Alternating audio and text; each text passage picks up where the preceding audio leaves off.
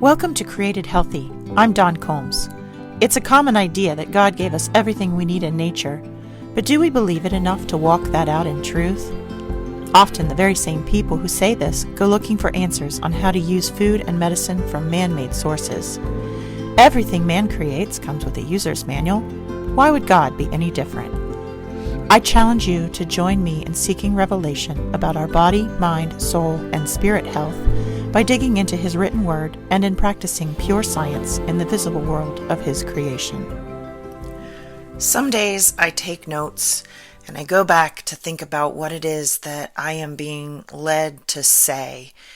And there's just so much going on that I don't really know what the main idea is. So today I'm being drawn kind of to just tell the story of open rebellion that's happening here in Numbers 14 through 16. When we were last reading about the Israelites in chapter 13, Moses had sent spies out of all the families into the promised land. So everybody knows that they're scouting out this place that God has promised to them, and they've been wandering around forever to get to.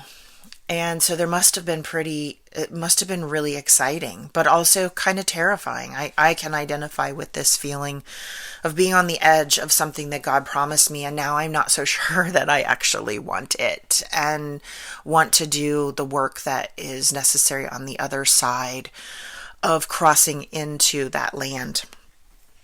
So Moses sends these spies, and they come back and report that surely enough, everything's great over there, but there are some really terrifying cities, really well fortified.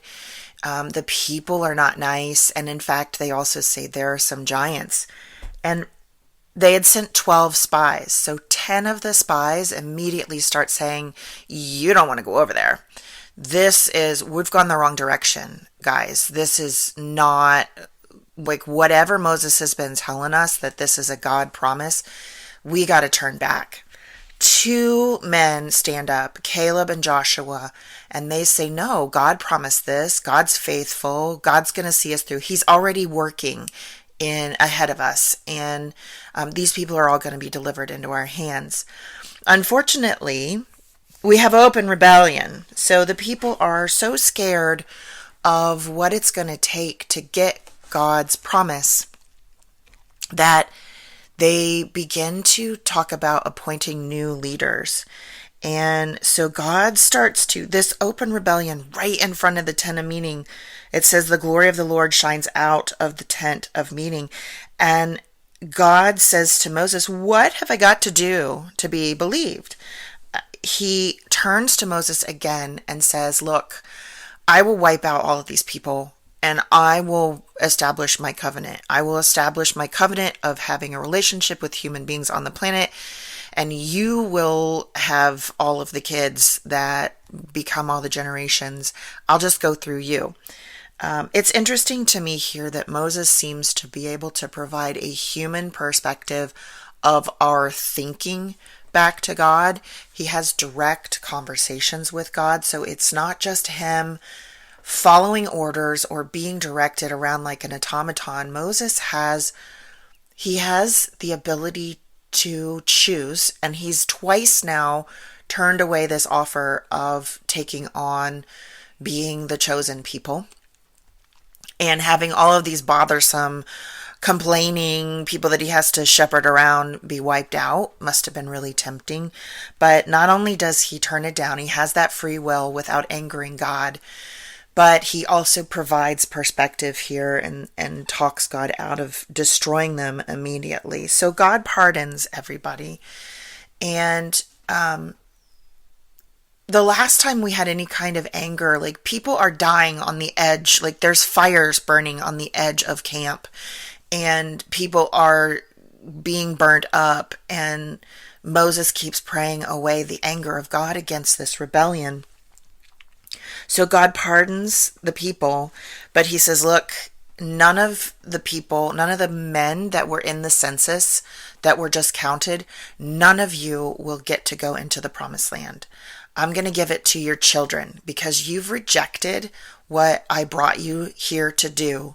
So I'm passing over you with this blessing, and y'all are going to wander in the wilderness again until you are all dead. So poor Caleb and Joshua here, who he promises that they will get to see the land. Only them. They will get to pass over and live into the land and have the promise. But they've got to travel with everybody else while they're punished. That's something that I definitely would love to unpack. I think my heart is there for Joshua and Caleb. But a group of Israelites decide that they're going to force this anyway. God promised it. He can't take it away. Even if we're bad, we're going to go up and we're going to go in. We change our minds. We love it. And they go up and they get repelled by the Amalekites and the Canaanites, and they get killed.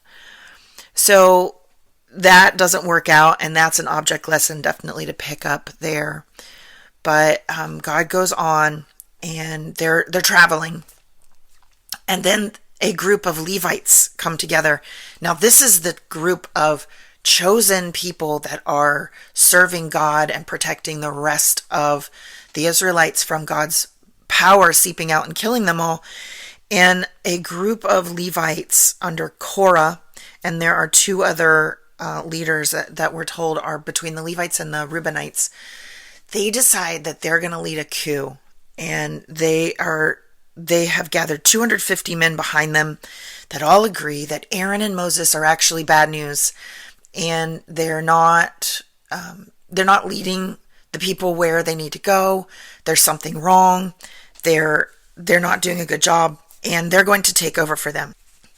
So they lead a rebellion, and Moses and Aaron are trying to deal with this.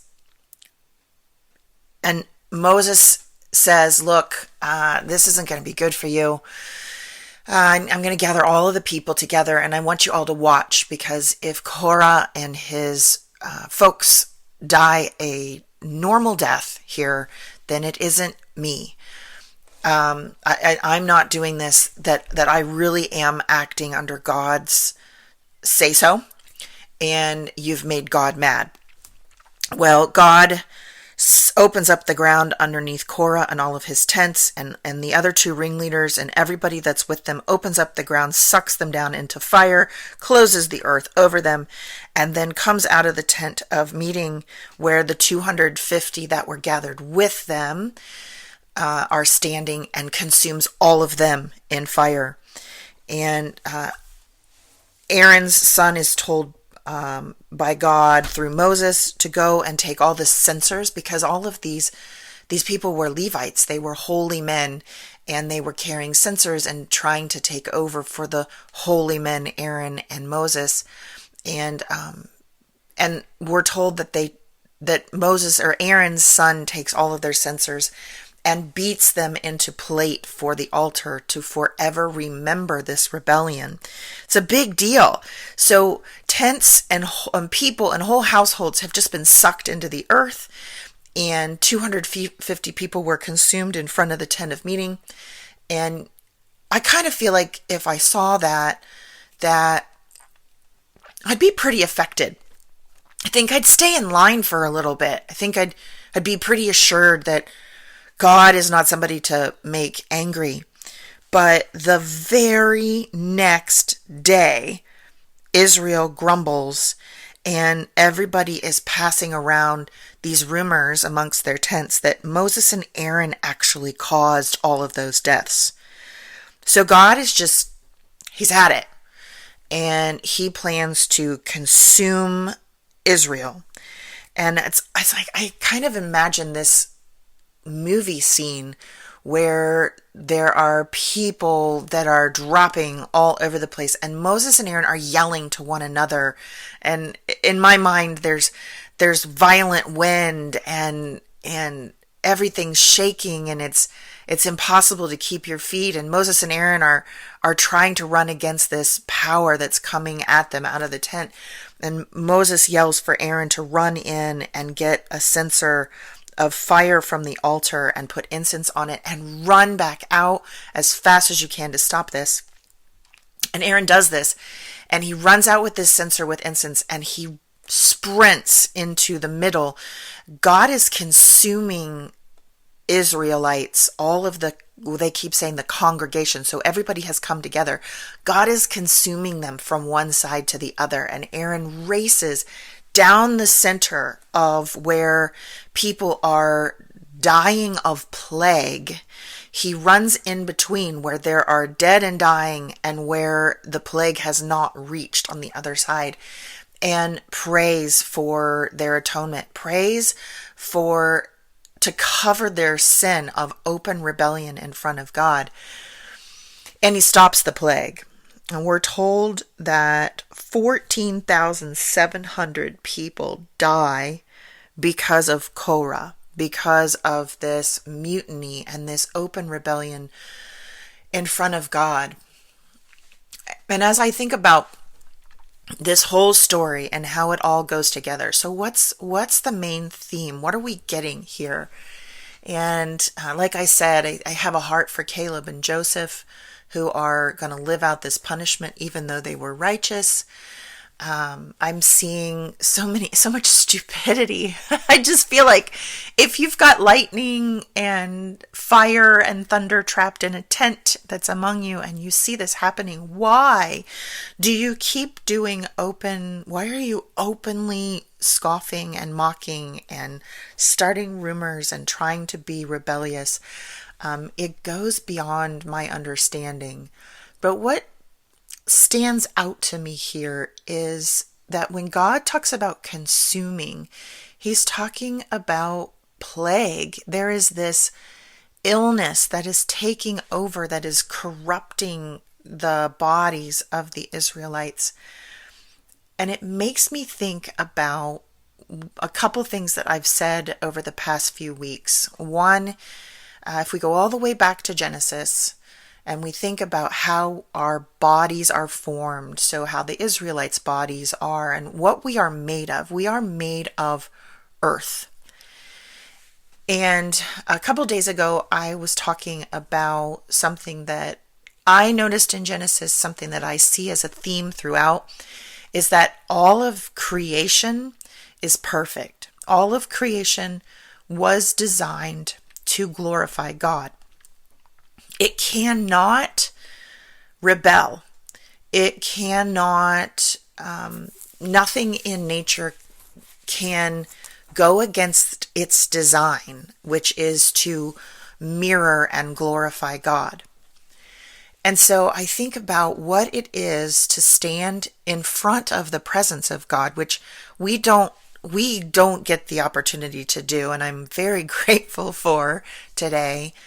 But the Israelites could, and they were quickly understanding that anybody that stood in front of the tent of meeting had to be they had to be sanctified, they had to be blameless, they had to have done all their atonement to be able to survive it. And I think about what that must be. So here the Israelites are standing in front of the tent, and they're in open rebellion against God. No shame, no fear, no understanding of, no remembrance of who God is. They're just living out their full desire, their sinful nature. There is nothing here. And I think about this is causing plague. This is causing God. I almost see like it's just it's an impossibility for God to refrain, because God is just and God is perfect and God is the design. And these people are standing in front of that, rebelling against it. I think there's a clue here for us. We are made of creation. We are made of stuff that is not designed to go against God. It is perfect. Our tissues are perfect. And if we force that design, our humanity is inside that flesh. Our humanity is mobilizing it, inhabiting it, and our humanity is innately acting on this sinful rebellion against God. We have this free choice, and a lot of times the free choice takes us directly against God. And the dissonance that must cause, I feel like that has to be the basis for a lot of our disease. It has to be. Our flesh was designed to glorify God. We are a part of creation, and we are forcing that design to go our own way. And all of the things that God has done and told us up to this point is to protect us against creating this dissonance, because dissonance, I'm a music person, so I can see this and I can hear this when I say it. But two keys played side by side on a piano creates this uncomfortable feeling. It's wrong. It's fighting with each other. Whereas when you play two notes that are harmony, the tone that comes out, the energy that is put out, you can hear it in your ears. It doesn't create that fighting and that problem, that warring against self. I think that there is something there. We see a lot of this understanding that there is energy. There is energy in God. There is energy in us. There is energy in the material that we clothe ourselves in. All of this stuff matters. There's energy in our food. All of these things are mattering. We're being told that it matters for us to have health. That if we follow God's commandments, we will have health and vibrance and abundance, which leads to life. And here we have a very visual, just this movie scene of what is happening when we stand before God in open rebellion. What happens to our tissues? They didn't just drop dead. They become corrupted with plague.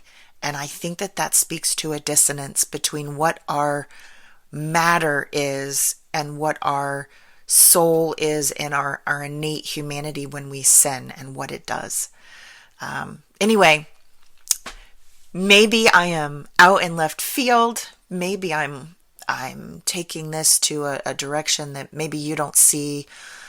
But I would love to pursue this thought. This is a new idea to me, and I'm kind of fascinated to walk out and walk this as I walk my farm and think about it, and to see if, as we continue to read, if there's any basis as we continue to read in the Bible. Is there more basis for what I'm saying?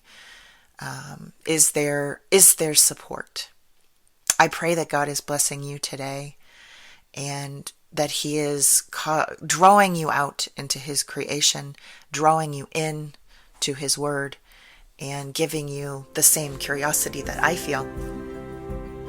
Thanks for listening. If you enjoyed this episode, please subscribe and share with a friend. And I'm always interested in hearing what God is laying on your heart. So drop me a rating or review, or join the conversation on Facebook, Instagram, or YouTube at Dawn Combs Really.